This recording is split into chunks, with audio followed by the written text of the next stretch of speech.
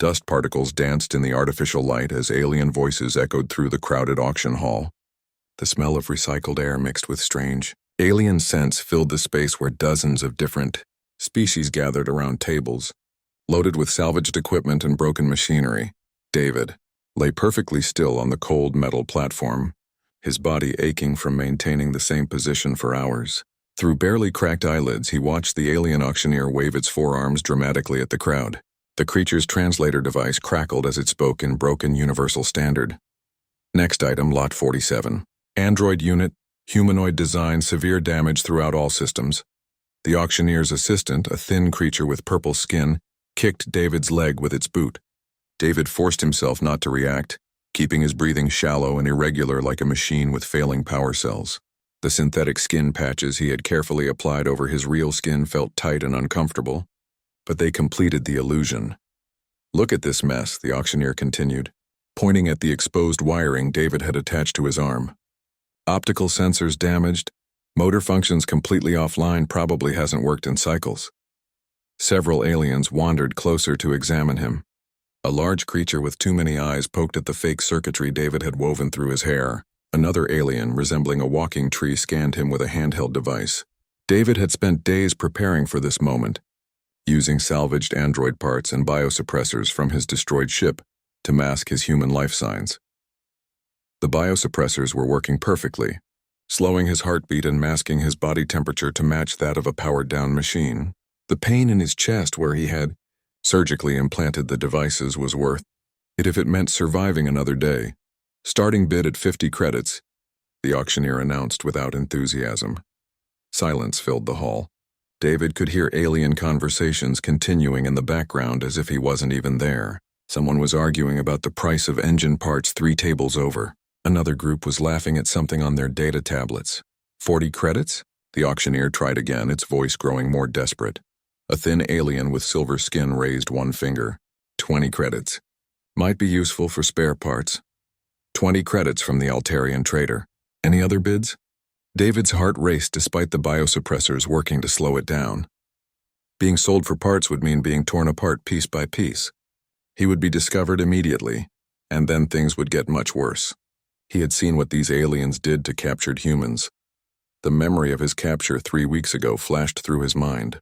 His geological survey team had been working on asteroid mining assessments when the hegemony raiders attacked. The aliens had rounded up his crew like cattle, separating them based on their perceived usefulness. Engineers and scientists were kept alive for dangerous labor assignments. Others were less fortunate. David had managed to escape during a prisoner transfer, hiding in the cargo hold of a supply ship. When he was discovered, he was already halfway to this trading station. That's when the idea came to him. The ship's medical bay had android repair equipment and biosuppressors used for emergency surgery. If he could make himself look like a broken machine, maybe he could avoid the slave markets altogether. 20 credits going once, the auctioneer called out, scanning the crowd for any other interested buyers. The silver-skinned alien moved closer, examining David's exposed arm where fake wiring emerged from beneath synthetic skin patches. David had practiced this moment 100 times, remaining perfectly still even when touched or moved. The alien's cold fingers traced the wiring, following it to where it disappeared under the synthetic skin. "Interesting design," the alien muttered. "Never seen android construction quite like this." David's chest tightened. Had he made a mistake in his disguise? The android parts he had used were common enough, but maybe he had assembled them wrong. He was a geological engineer, not a robotics expert. 20 credits going twice, the auctioneer continued. Just as the alien opened its mouth to confirm the purchase, commotion erupted near the entrance to the auction hall.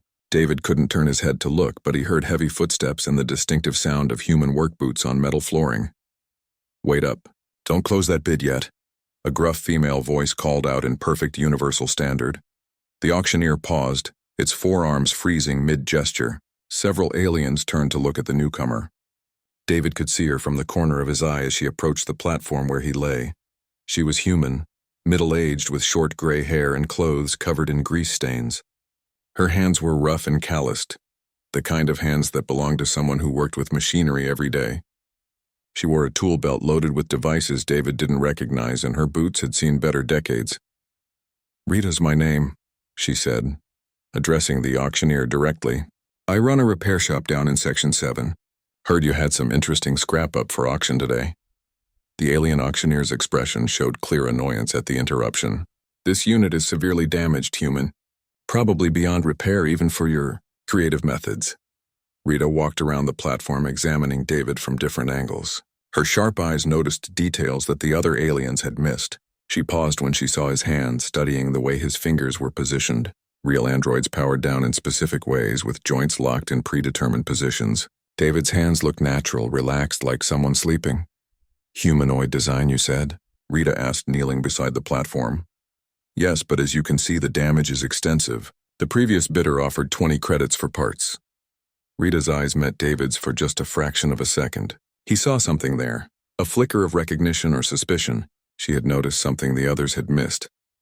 "Parts might be useful," she said casually, pulling a small scanner from her belt. "Mind if I take a closer look at the internal systems?" The auctioneer gestured impatiently. "Be quick about it.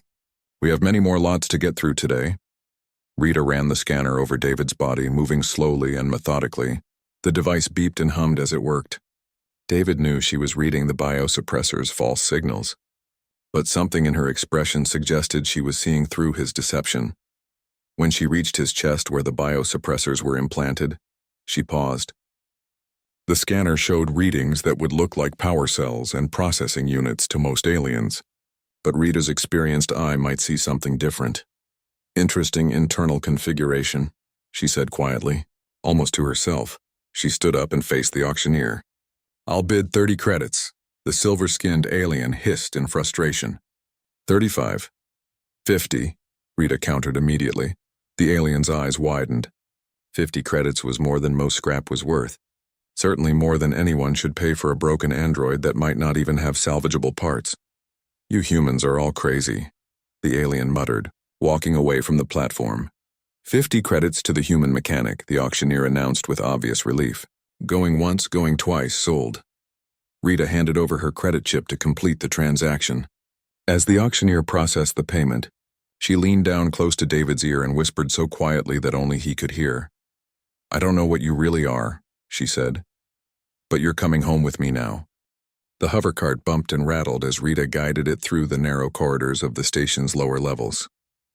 David remained motionless on the cart's platform, still maintaining his android disguise even though they had left the auction hall 20 minutes ago. The artificial gravity felt different here, slightly weaker than the main levels, and the air recycling systems hummed louder in the walls. Rita moved with the confidence of someone who knew these passages well. She took several turns that led away from the main transport routes, choosing paths that were dimly lit and rarely traveled. The sounds of the busy station faded as they descended deeper into the maintenance sections. "Almost there," Rita said quietly, not looking back at David. "Just keep playing dead a little while longer." The corridor walls were lined with pipes and conduits, their surfaces stained with years of neglect. Repair patches covered older damage, and the floor plates showed wear patterns from decades of foot traffic. This was where the station's essential systems were maintained, far from the polished surfaces that visitors saw in the upper levels. They passed several other humans during the journey. A woman in maintenance coveralls nodded to Rita as they crossed paths. Two men working on a ventilation panel looked up briefly, then returned to their task. None of them seemed surprised to see Rita transporting what appeared to be a broken android. David noticed how different these humans looked compared to those in the main areas of the station. Their clothes were practical and worn, their hands showed the marks of manual labor, and they moved with the steady purpose of people who had important work to do. These were the humans who kept the station running, the ones the alien administrators rarely bothered to notice. Rita stopped the cart in front of a heavy metal door marked with faded symbols in several languages. The Universal Standard Translation read R-Chen, Electronics and Mechanical Repair. She pressed her palm against a scanner, and the door slid open with a soft hiss. The workshop beyond was a maze of workbenches, storage shelves, and partially assembled machines. Tools hung from every available surface, many of them modified or hand-built for specific purposes. The air smelled of metal, oil, and ozone from electrical equipment. Soft music played from speakers hidden somewhere in the clutter. A human song with instruments David recognized from his childhood. Rita guided the cart to a clear area near a large workbench equipped with diagnostic equipment. She activated the workshop's privacy field, a device that would prevent electronic surveillance from detecting what happened inside. "Okay," Rita said, turning to face David directly. "I know you're not an android, so you can drop the act now." David remained still, unsure whether this was a test or trap. His experience with the hegemony had taught him that showing trust too quickly could be fatal. Rita sighed and pulled up a stool beside the cart. "Look, I've been fixing machines for 30 years. I know what real android construction looks like, and you're not it. The way you positioned your hands, the pattern of your breathing, even the way you tense up when someone gets close. Real androids don't do any of those things." She reached into her toolkit and pulled out a more sophisticated scanner than the one she had used at the auction. "Plus, this little beauty can see right through biosuppressors. I've got 3 of the things installed in my own chest from when I tangled with a plasma conduit last year." David's eyes widened slightly at this admission. Rita noticed the reaction immediately. "There we go," she said with satisfaction. "I knew you were listening. Now, are you going to keep pretending to be a broken machine? Or are you going to tell me who you really are?" After several long moments, David finally spoke. His voice was hoarse from days of silence and dehydration. "You could turn me in for the reward money." "Could," Rita agreed, leaning back on her stool. "The hegemony pays good credits for escaped prisoners. But then again, I never liked those arrogant slug faces anyway." David slowly sat up on the cart, wincing as stiff muscles protested the movement. The fake wiring attached to his body pulled at the synthetic skin patches, causing additional discomfort. He looked around Rita's workshop, taking in the evidence of human ingenuity and determination that filled every corner. "How did you know?" he asked. Rita smiled, the first genuine expression of warmth David had seen in weeks. "Like I said, I know machines.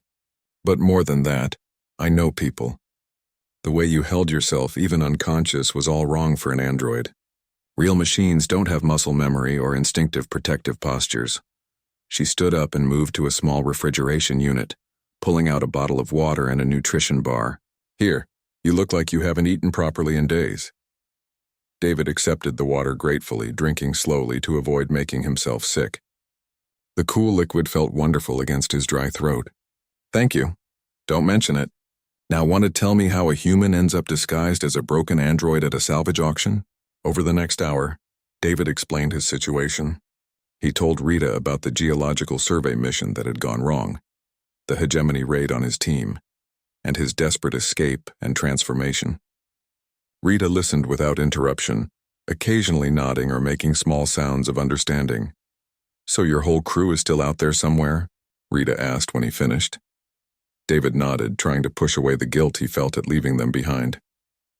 "The hegemony processes captured humans at facilities throughout this sector. My team could be anywhere by now." Rita was quiet for several minutes, absently organizing tools on her workbench while she thought. David could almost see the gears turning in her head as she considered the implications of what he had told her. "You know," Rita said finally, "you're not the first human to end up in a situation like this. The hegemony has been getting bolder lately, hitting more and more human settlements. They figure we're easy targets since we don't have big military fleets to protect us." She turned to face David directly. "But they make one big mistake in their thinking. They assume that because we don't have fancy weapons or advanced technology, we can't fight back."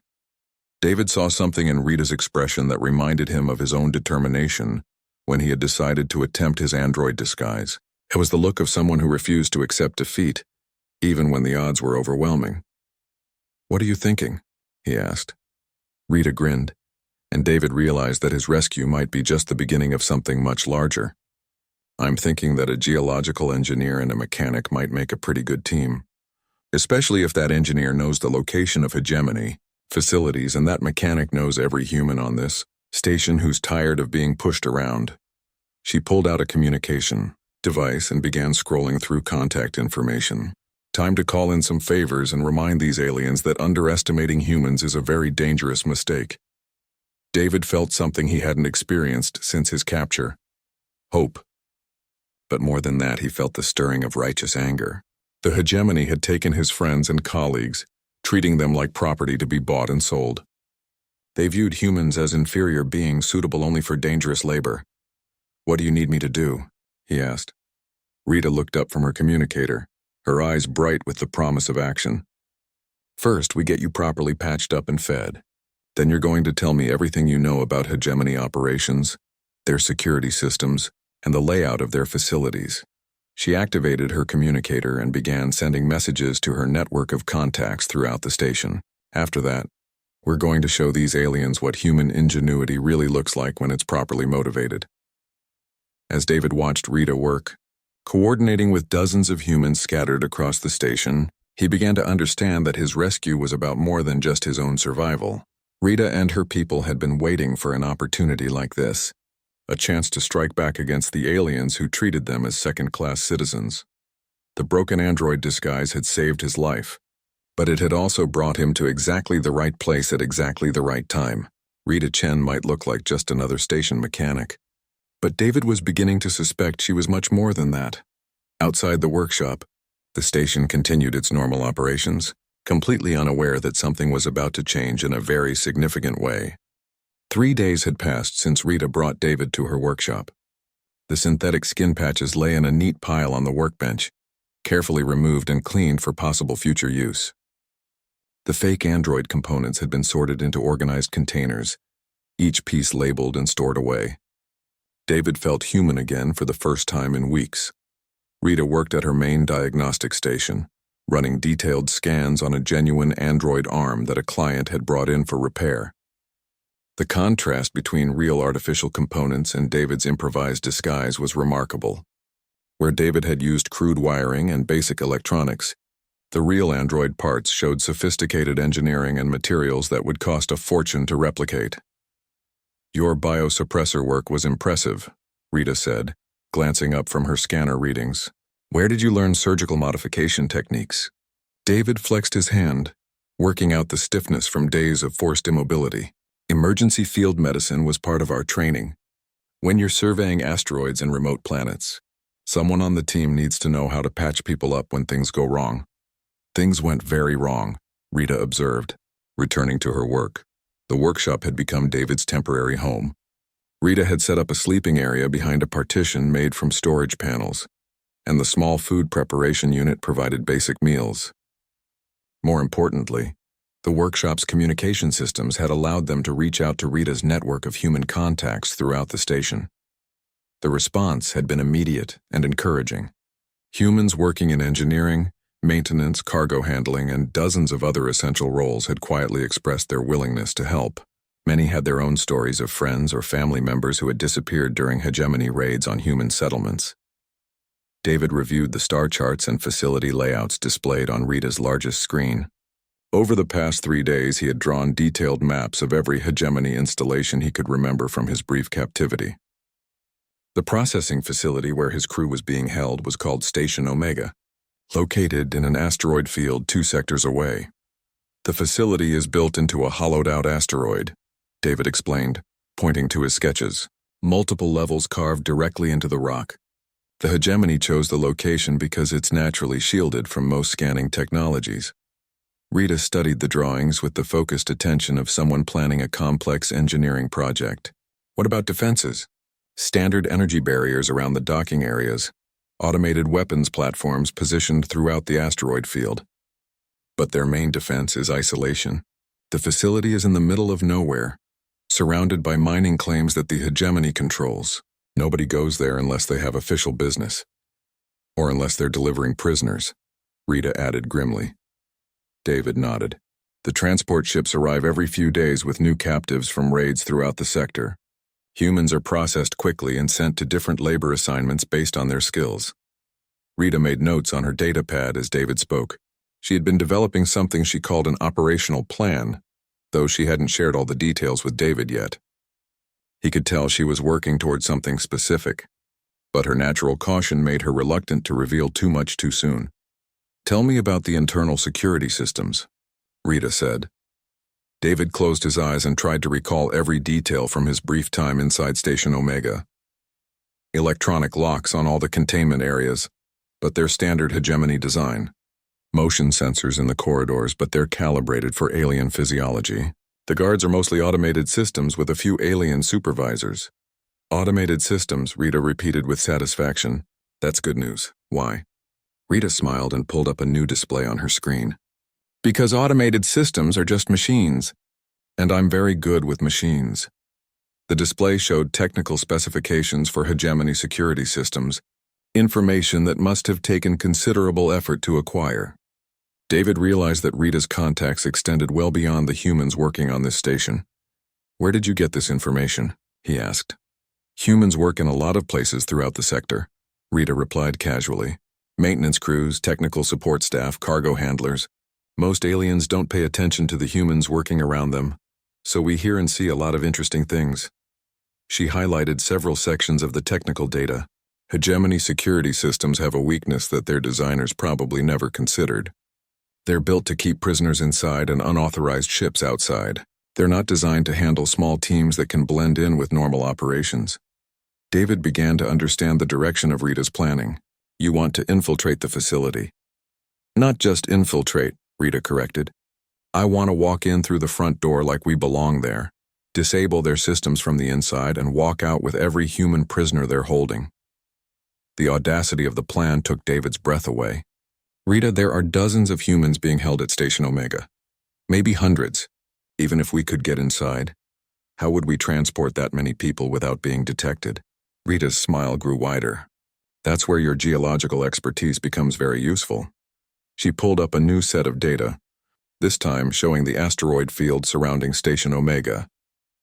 You said the hegemony controls mining claims throughout this area. What would happen if someone with proper credentials showed up to conduct a routine geological survey? David studied the star charts and mining data, beginning to see the possibilities Rita had identified. Survey ships come and go regularly. Multiple vessels, scientific equipment, extended operational periods, exactly. And survey teams need supplies, transportation, and support personnel. A lot of support personnel. The pieces of Rita's plan began falling into place in David's mind. It was ambitious, dangerous, and completely insane. It was also brilliant. We would need proper identification, survey equipment, and ships that could pass for legitimate scientific vessels, David said. Thinking through the requirements. Already working on it, Rita replied, pulling up another display that showed a collection of older cargo vessels in various states of repair. These ships belong to humans throughout the sector. Individually, they're just small-time traders and independent operators. Together, they could form a very convincing geological survey expedition. David looked at the ship's specifications with growing amazement. Rita had been planning this operation for much longer than 3 days. She had been building a network and gathering resources for months, maybe years. His rescue had simply provided the final piece of information she needed. How long have you been working on this? He asked. Rita's expression grew serious. My brother disappeared 6 months ago. His cargo hauler was found drifting empty near hegemony space. Official reports claimed it was a mechanical failure, but I knew better. She pulled up a personal photograph showing a man who shared Rita's determined expression and grease-stained work clothes. Ben was the best pilot I ever knew. His ship didn't just fail. The hegemony took him, and probably everyone else who was on that hauler. David understood now why Rita had been so quick to help him. This wasn't just about rescuing strangers. This was personal. I'm sorry, David said quietly. Don't be sorry, Rita replied firmly. Be ready to help me get him back. She turned to face David directly. Your information about Station Omega confirms what I've suspected for months. The hegemony is using that facility to process humans from throughout this entire sector. If we can hit them there, we can free a lot of people and send a message that humans aren't as helpless as they think. David looked around the workshop, seeing it now with new understanding. This wasn't just a repair shop. It was a command center for a resistance movement that had been quietly growing throughout the station. Rita wasn't just a mechanic. She was a leader preparing for war. When do we start?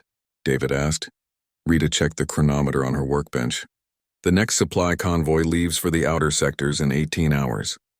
I've already arranged for you to be on one of those ships as a technical consultant for a geological survey mission.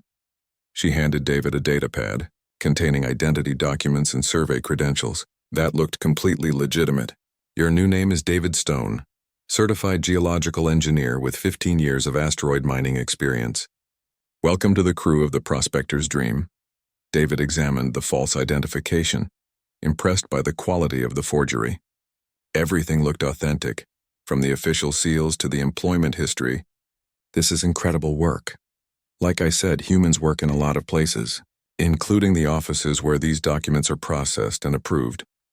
Rita began shutting down her diagnostic equipment and securing the workshop for what might be an extended absence. Get some rest tonight. Tomorrow we start Phase 1 of Operation Rescue, and things are going to get very interesting very quickly. The conference room in the abandoned mining station was cramped and poorly lit, but it served as the perfect meeting place for Rita's growing network of human operatives. 12 people sat around a table made from welded metal plates, their faces illuminated by the glow of portable displays and data tablets. David recognized most of them from his time on the various ships during the journey to this outer sector rendezvous point. Sarah, the pilot of the Prospector's Dream, had 20 years of experience navigating the dangerous asteroid fields that surrounded mining operations. Tom operated a supply ship that regularly delivered equipment to remote facilities. Lisa worked as a communications technician on several trading stations, giving her access to shipping schedules and cargo manifests throughout the sector. Each person in the room had their own reason for being there. Some had lost family members to hegemony raids. Others had witnessed the systematic mistreatment of humans by alien authorities. All of them had reached the same conclusion that Rita had months ago. Something needed to be done. Rita stood at the head of the table, using a portable projector to display detailed intelligence about their target. The three-dimensional image of Station Omega rotated slowly, showing the asteroid facility from multiple angles based on David's descriptions and additional reconnaissance gathered over the past 2 weeks. Our intelligence network has confirmed David's information about prisoner numbers and facility layout. Rita began. Station Omega currently holds approximately 200 human prisoners from raids conducted throughout this sector over the past 8 months. Tom leaned forward, studying the facility's defensive positions. What about guard strength? Minimal organic personnel, Rita replied. The hegemony relies primarily on automated systems and remote monitoring. They have perhaps 20 alien guards total, mostly supervisors and technical staff. Lisa raised her hand. Why so few guards for so many prisoners? David answered that question. Because they don't expect any rescue attempts. Station Omega is located in an area that's officially off-limits to unauthorized vessels. The asteroid field provides natural concealment, and the mining claims give them legal authority to chase away anyone who gets too close. Plus, Rita added, the hegemony genuinely believes that humans are too primitive and disorganized to mount any kind of coordinated operation. They see us as individuals working for their own survival, not as a species capable of working together toward common goals. Sarah snorted with disgust. That attitude is going to cost them. Rita smiled grimly. That attitude is exactly what we're counting on. She changed the display to show shipping schedules and patrol routes throughout the sector. The hegemony operates on very predictable patterns. Supply convoys arrive at Station Omega every 10 days. Prisoner transports follow established routes between raid targets and processing facilities. Security patrols stick to predetermined schedules because deviation requires additional authorization from their bureaucracy. David had learned a great deal about hegemony, operations during his captivity and the subsequent intelligence gathering. The alien coalition was effective at large-scale operations, but their rigid command structure made them vulnerable to unexpected threats. Their biggest weakness is their assumption that humans will always react predictably, David explained. They expect us to panic, surrender, or attempt individual escapes. They're not prepared for organized resistance. Rita nodded and brought up a new display showing the modified cargo vessels that would participate in the operation. We have 8 ships available for the mission. Each vessel has been equipped with additional life support systems and cargo space to handle the evacuated prisoners. The ships looked unremarkable, exactly the kind of older industrial vessels that operated throughout the outer sectors. Their modifications were internal and carefully hidden from external inspection. To any observer, they would appear to be a standard geological survey expedition. How do we get past their security barriers? Asked Mike, the chief engineer who had been responsible for most of the ship modifications. Rita's expression grew more serious. This is where the operation becomes dangerous. We need to disable Station Omega's defensive systems from the inside before our rescue ships arrive. She highlighted several key locations within the facility. The main security control center is located here, approximately 3 levels down from the primary docking bay. The power generation systems are here, and the communication array is positioned on the asteroid's surface. David studied the tactical display with growing concern. Rita, that's a lot of critical systems spread throughout a very large facility. How do we coordinate simultaneous attacks on multiple targets? We don't attack them, Rita replied. We maintain them. The room fell silent as the implications of her statement sank in. Lisa was the first to understand. You want to go in as a maintenance crew, she said with amazement. Exactly. Station Omega, like every other hegemony facility, requires regular maintenance of its life support, power, and security systems. The maintenance contracts are handled by the lowest bidding companies, which means they use a lot of human workers because we're considered cheap labor. Rita pulled up official hegemony maintenance schedules and work orders. According to our sources, Station Omega is due for a comprehensive systems inspection in 5 days. The original maintenance crew has been delayed by equipment failures. Tom grinned as he realized where this was heading. So we volunteer to fill in for the delayed crew. Right. David and I will go in as the primary maintenance team. We'll have complete access to every system in the facility because fixing those systems is literally our job. Sarah looked skeptical. What about the prisoner rescue? How do we get 200 people off that asteroid without anyone noticing? Rita changed the display to show the facility's cargo handling areas. Station Omega processes more than just human prisoners. They also handle legitimate mining operations and industrial shipments. Large quantities of cargo arrive and depart regularly. David understood immediately. We hide the prisoners in shipping containers. Modified shipping containers with life support and emergency systems, Rita corrected. Mixed in with legitimate cargo shipments that are scheduled to leave the facility during our maintenance window. The plan was becoming clear to everyone in the room. It was complex, requiring precise timing and coordination between multiple teams, but it addressed the fundamental problem that had made previous rescue attempts impossible. Instead of fighting Station Omega's security systems, they would become part of the facility's normal operations. Mike raised a practical concern. What happens when the real maintenance crew shows up? They won't, Rita replied, because the equipment failures that delayed them are going to get much worse over the next few days. Lisa laughed despite the seriousness of their situation. You're going to sabotage their equipment? I'm going to perform remote diagnostic tests that reveal additional problems requiring extended repair time. The beauty of modern automated systems is that they can develop malfunctions very easily when someone who understands their operation decides they should. David felt a mixture of admiration and nervousness as he listened to Rita explain her plan. She had thought through every detail, anticipated problems, and developed solutions that took advantage of the hegemony's own operational procedures. But he also understood how many things could go wrong. If they were discovered inside Station Omega, they would join the prisoners they were trying to rescue. If the timing was off, their ships could be destroyed before the prisoners were evacuated. If the hegemony decided to investigate too closely, the entire network Rita had built could be exposed. There's something else we need to discuss, David said quietly. The hegemony doesn't just capture humans for labor. Some prisoners are selected for other purposes. Medical experiments, psychological studies, breeding programs. The room grew very quiet. Several people looked uncomfortable, but Rita nodded grimly. We know, she said. That's why this operation is about more than just rescuing prisoners. We need to gather intelligence about the full scope of hegemony activities involving humans.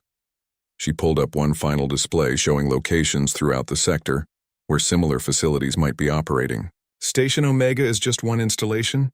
If we're successful here, we'll have the information and resources needed to hit other targets. Tom leaned back in his chair, whistling softly. You're not just planning a rescue mission. You're starting a war. Rita met his gaze steadily. The war already started when the hegemony decided that humans were property to be bought and sold. We're just finally fighting back. David looked around the room at the faces of ordinary humans who had decided to risk everything for people they had never met. Maintenance workers, pilots, technicians, and engineers who were about to attempt something that military strategists would consider impossible. But as he thought about his captured crewmates and all the other humans suffering in hegemony facilities throughout the galaxy, David realized that Rita was right. This wasn't just about rescue. This was about proving that humans deserved respect as equals, not exploitation as inferiors. "When do we leave for Station Omega?" he asked. Rita checked her chronometer. "Transport departs in 6 hours. Everyone get some rest and make sure your equipment is ready. Tomorrow we find out if human ingenuity is really superior to alien technology." The maintenance transport ship docked at Station Omega with barely a whisper of atmospheric exchange. David and Rita stood in the cargo bay, wearing the drab gray uniforms of certified systems technicians, their toolkits containing equipment that looked perfectly ordinary to any casual inspection. The hegemony docking officer who met them at the airlock was a tall creature with mottled green skin and 4 arms. It examined their work orders with obvious boredom, its translator producing flat mechanical speech. "Maintenance crew for comprehensive systems inspection," the alien said, barely glancing at their identification. "You are late. Previous crew was expected 3 cycles ago," Rita responded with the practiced irritation of a worker dealing with bureaucratic delays. "Equipment failures held us up. Your requisition system ordered obsolete parts that don't fit current models. We had to fabricate replacements." The alien made a dismissive gesture with 2 of its arms. "Typical human inefficiency. Complete your work quickly. This facility has quotas to maintain." David felt a chill at the casual way the alien referred to their human cargo as quotas, but he kept his expression neutral. The docking officer led them through a series of corridors carved directly from the asteroid rock. Emergency lighting strips provided dim illumination, and the air recycling systems produced a constant low hum that echoed off the stone walls. "Primary systems are accessible through maintenance tunnels," the alien explained as they walked. "Security protocols require that you report to supervisory staff before accessing restricted areas." "Understood," Rita replied, making notes on her work tablet. "We'll need to test all systems under full operational load. Some diagnostic procedures may cause temporary power fluctuations. As long as prisoner containment remains secure, minor disruptions are acceptable." They reached a junction where several corridors met at a large open area. David could see through reinforced windows into what appeared to be a processing center. Humans in prison uniforms moved between workstations under the supervision of automated guards. The sight made his stomach clench, but he forced himself to focus on memorizing the layout. Rita had been right about the facility's construction. Station Omega was built like an industrial complex rather than a traditional prison. The hegemony had designed it for efficiency rather than security, assuming that the remote location and automated systems would be sufficient to prevent escapes. "Work schedules and system access codes are available at any maintenance terminal," the alien continued. "Report completion of each phase to Central Operations." The docking officer left them at a maintenance station equipped with tool storage lockers and diagnostic computers. As soon as they were alone, Rita activated a small device from her kit that would scramble any surveillance equipment in the immediate area. "Phase 1 complete," she said quietly. "We're inside with full access credentials." David pulled up the facility schematics on the maintenance computer, comparing the actual layout to his remembered descriptions. "Prisoner housing areas are 2 levels down from here. The security control center is adjacent to the main power distribution hub." "Perfect. That means we can access both locations through the same maintenance tunnel system." Rita opened her toolkit and began assembling what appeared to be standard diagnostic equipment. David recognized some of the components from her workshop, but she had modified them in ways that weren't immediately obvious. "What exactly are we installing?" he asked. "Remote access nodes that will give our people outside control over internal systems. Once these are in place, we can disable security barriers, unlock containment areas, and reroute power distribution from our ships." The nodes were smaller than David's thumb, but contained sophisticated electronics that Rita had built specifically for this mission. They were designed to integrate seamlessly with hegemony systems while providing backdoor access to human controllers. "How long until our backup arrives?" David asked. Rita checked her chronometer. 4 hours. Sarah and her team are approaching through the asteroid field now, using survey credentials to establish a research perimeter around the facility. They began their work, moving through the facility's maintenance areas, with the systematic thoroughness of experienced technicians. The hegemony staff they encountered paid them no attention beyond brief acknowledgments. To the aliens, they were just another pair of human workers performing necessary but unimportant tasks. David installed access nodes in the power distribution systems while Rita worked on the security networks. The hegemony's technology was advanced, but followed predictable engineering principles. More importantly, their systems were designed to be maintained by the lowest-cost workers available, which meant they had to be simple enough for humans to understand and repair. First set of nodes are active, Rita reported through their private communication channel. Our people now have access to environmental controls and internal sensors. David finished installing his nodes in the main power junction and moved toward the prisoner housing areas. The corridors here were more heavily monitored, but his maintenance credentials allowed him to access the life support systems that served the containment levels. Through ventilation grates, he could hear voices speaking in dozens of human languages. The prisoners came from settlements throughout the sector, representing colonies that had been raided over many months. Some voices sounded weak with despair, while others maintained defiant anger that reminded David of his own determination to escape. "I can hear them," he said quietly into his communicator. "Stay focused," Rita replied. "We'll get them out, but only if we complete the mission." David installed the final nodes in the prisoner-level systems and began the delicate process of mapping the containment area layouts. The hegemony used electronic locks controlled by central computers, but they also had manual overrides that could be accessed through the maintenance systems. Meanwhile, Rita had reached the facility's communication center. The equipment here was more sophisticated than the industrial systems in other areas, but it still required regular maintenance by human technicians who were considered too primitive to pose any security threat. "Communication nodes are in place," she reported. "When we activate Phase 2, the facility will lose all external communication capability." David made his way back toward the main security control center, following maintenance tunnels that ran parallel to the administrative areas. Through observation ports, he could see hegemony supervisors monitoring the facility's operations from comfortable control rooms. The aliens moved with the casual confidence of absolute authority. They never looked over their shoulders or checked security monitors for potential threats. The possibility that their human prisoners might organize a coordinated escape attempt had clearly never occurred to them. "Security control access achieved," David reported as he installed the most critical nodes of the operation. "These will give us complete control over containment barriers and internal defenses." Rita's voice carried satisfaction as she responded. "All primary nodes are active. External teams report ready status. We are go for Phase 2.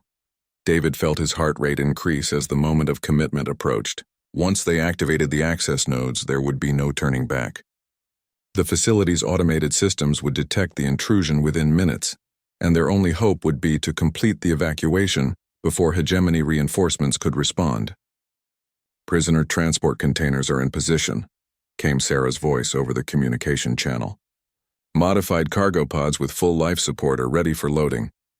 Security teams report all approaches clear," added Tom, from his position monitoring the asteroid field perimeter. David looked around the maintenance tunnel where he crouched beside the security control junction. Somewhere above him, 200 humans waited in containment cells, unaware that their rescue was about to begin. In a few moments, their prison would become a battleground between human ingenuity and alien technology. "Rita," he said quietly, "are we really going to pull this off?" Her response carried the confidence of someone who had spent months planning for this moment. David, the hegemony, made one fundamental mistake when they decided to enslave humans. They assumed that our lack of advanced technology meant we lacked advanced thinking. She paused, and David could hear the satisfaction in her voice as she prepared to activate the systems they had so carefully installed. They're about to learn that when humans are properly motivated, we can accomplish things that their sophisticated computers never saw coming. Phase 2 begins now. The facility's lights flickered as Rita's remote access nodes came online, beginning the systematic takeover of every critical system in Station Omega. Deep in the asteroid's core, alarms began to sound as the hegemony's perfect prison started to fall apart around them. But for the first time since his capture weeks ago, David heard something that made his chest swell with fierce pride. The sound of human voices raised not in despair, but in the battle cry of a species that refused to surrender. The news spread through the spaceports and trading stations like wildfire. Within 48 hours of the Station Omega rescue, every major communication network in the sector was carrying reports of the impossible. A small group of humans had successfully infiltrated and dismantled a heavily fortified hegemony processing facility, evacuating over 200 prisoners without losing a single life. Rita stood in her workshop, now expanded into 3 adjacent spaces, to accommodate the increased traffic from clients seeking her services. The wall displays showed news feeds from across the galaxy, each report adding to the growing legend of what media outlets were calling the Great Escape. David reviewed prisoner debriefing reports on a nearby terminal, documenting the intelligence they had gathered about hegemony operations throughout the sector. The rescued prisoners had provided information about 12 other facilities, shipping routes, and the full scope of the alien coalition's human trafficking network. "Listen to this," Rita said, pointing to a news feed from the core worlds. "Hegemony officials are claiming the Station Omega incident was caused by a terrorist attack using advanced military technology. They refuse to admit that humans could have accomplished this using standard maintenance equipment and cargo haulers." David smiled grimly. "Let them think whatever helps them sleep at night. The important thing is that our people are free." The workshop door chimed and Sarah entered carrying a datapad with shipping manifests. Her cargo hauler had been one of the rescue vessels, and she had personally overseen the evacuation of nearly 50 prisoners from the facility's lower levels. "More good news," Sarah announced. "The Meridian Colony Council voted unanimously to establish a mutual defense pact with 6 other human settlements. They're pooling resources to create a proper patrol fleet." Rita nodded with satisfaction. "About time. The hegemony has been picking off isolated colonies for years because we never coordinated our defenses." The door chimed again, and Tom entered with Lisa close behind. Both were grinning with the kind of excitement that came from witnessing something historic. "You two need to see what's happening at the main auction hall," Tom said. They made their way through the station's corridors, passing groups of aliens engaged in animated discussions. David noticed that the conversation stopped when humans walked by, replaced by looks of curiosity and what might have been newfound respect. The auction hall was packed beyond capacity. Alien traders, collectors, and industrial buyers filled every available space, their attention focused on the items being offered for sale. But these weren't the usual lots of salvaged machinery and broken equipment. The auctioneer, the same 4-armed creature who had tried to sell David weeks earlier, gestured dramatically at a collection of modified cargo containers displayed on the main platform. "Next item, Lot 15, human-engineered modular habitat system, capable of supporting life in extreme environments. Note the innovative use of standard components to achieve advanced functionality." The bidding was fierce. Alien buyers competed aggressively for what they now recognized as examples of human ingenuity, rather than primitive scrap. The habitat modules, which were actually the modified shipping containers used in the Station Omega rescue, commanded prices 10 times higher than their original cost. "Look at them," Lisa said with amazement. 3 weeks ago, they wouldn't give human-built equipment a second glance. Now they're fighting to own examples of our engineering. David watched as a sophisticated alien scanning device was offered for sale. The auctioneer explained that it had been enhanced with human modifications that improved its performance beyond original specifications. The bidding reached astronomical levels before a wealthy collector from the inner systems claimed the winning bid. "The entire galaxy is talking about what we accomplished," Sarah observed. "Not just the rescue itself, but how we did it, using creativity and determination to overcome superior technology."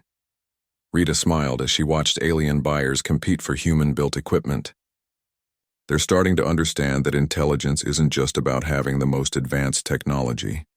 Sometimes the most sophisticated solution is the one that works with whatever resources you have available. An announcement over the station's communication system caught everyone's attention. "Attention all personnel. The Hegemony Trade Council has issued new regulations regarding the treatment of human settlements and colonial operations. All member species are advised that humans are to be considered a protected class under galactic commerce laws." The implications of that announcement sent murmurs through the crowd. Protected class status meant that raids on human settlements would now be considered acts of piracy, punishable by the full authority of galactic law enforcement. "They're covering themselves," David realized. The hegemony can't admit they were wrong about human capabilities, so they're changing the rules to make it look like they're being generous. I don't care why they're doing it, Rita replied. What matters is that human colonies will have legal protection for the first time since we started expanding into this sector. Tom pointed to another section of the auction hall where representatives from various alien governments were examining human-built equipment with obvious interest. Look at that. They're not just buying our technology as curiosities anymore. They want to understand how it works so they can apply our methods to their own problems.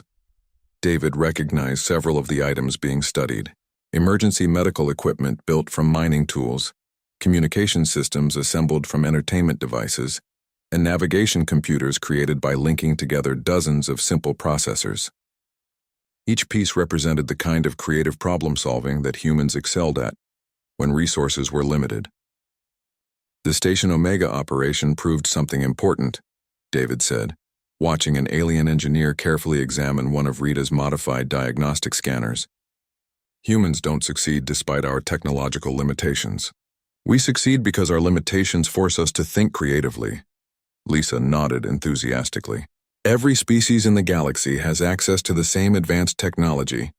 They build ships and weapons and computers that are bigger and more powerful than ours, but they all think the same way about how to use that technology. While humans, Rita added with pride, look at a broken android and see a person in need of rescue. We look at standard cargo containers and see evacuation pods. We look at maintenance access and see an infiltration route. Sarah pointed to a news display showing footage from the rescue operation.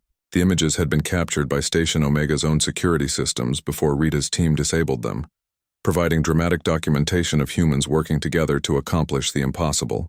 My favorite part is watching the hegemony guards trying to figure out what was happening, Sarah said. Their computers kept telling them that everything was normal. All systems were functioning properly, all security protocols were being followed, all maintenance work was proceeding on schedule. Right up until the moment when every containment cell opened simultaneously and their prisoners walked out in an orderly evacuation, Tom added with satisfaction. David reflected on how much had changed since the day he lay motionless on an auction platform, pretending to be a broken machine. The rescue of his geological survey team had been just the beginning. Station Omega had yielded intelligence that led to successful operations against 3 other hegemony facilities. Hundreds of humans had been freed, and the network Rita had built was growing stronger every day. More importantly, the galaxy's perception of humanity was changing. Where aliens had once seen a primitive species suitable only for manual labor, they now recognized problem solvers capable of achieving results that traditional approaches couldn't match. Rita's workshop had become a symbol of that transformation. Clients from dozens of species brought their most challenging technical problems to the human mechanic, who had proven that creativity was more valuable than raw technological power. There's something else we should discuss, Rita said, leading them away from the crowd toward a quieter area of the station. I've been getting inquiries from human settlements throughout the galaxy. Word about our network has spread beyond this sector. David wasn't surprised. The success of their operations had inspired similar groups in other regions. Humans who were tired of being treated as second-class citizens by species that considered themselves superior. What kind of inquiries, he asked. Requests for assistance, technical consultation, and coordination of mutual defense arrangements. The colonial administration wants to establish formal diplomatic relations with our network. Lisa's eyes widened. They want to treat us like an independent organization? More than that, Rita replied. They want to recognize us as the legitimate representatives of human interests in sectors where colonial government authority is limited or non-existent. The implications were staggering. Rita's informal network of mechanics, traders, and freight haulers could become the foundation for a new kind of human presence in the galaxy. Not based on military power or advanced technology, but on the proven ability to solve problems that others considered impossible. What do you think? David asked. Rita looked around at the bustling spaceport where aliens now competed eagerly for examples of human ingenuity, where news feeds carried stories of successful operations against species that had once considered humans beneath notice, where protected class status ensured that human settlements would be treated with respect rather than contempt. I think, she said with the satisfaction of someone who had changed the course of history, that the galaxy is finally ready to discover what humans can accomplish when we work together. As they made their way back through the station's corridors, David reflected on the chain of events that had brought them to this moment. His desperate disguise as a broken android had been intended simply to survive one more day. Instead, it had led to a revolution in how an entire galaxy perceived the potential of the human species. The auctioneer's voice echoed through the corridors as another lot of human-engineered equipment commanded premium prices from eager alien buyers. But David knew that the real transformation couldn't be bought or sold. It lived in the minds of humans throughout the galaxy, who now understood that their greatest strength wasn't the technology they built, but the determination they brought to every challenge they faced. The broken android had been fixed after all, not with replacement parts or upgraded systems, but with the recognition that what others saw as flaws were actually the source of humanity's greatest achievements.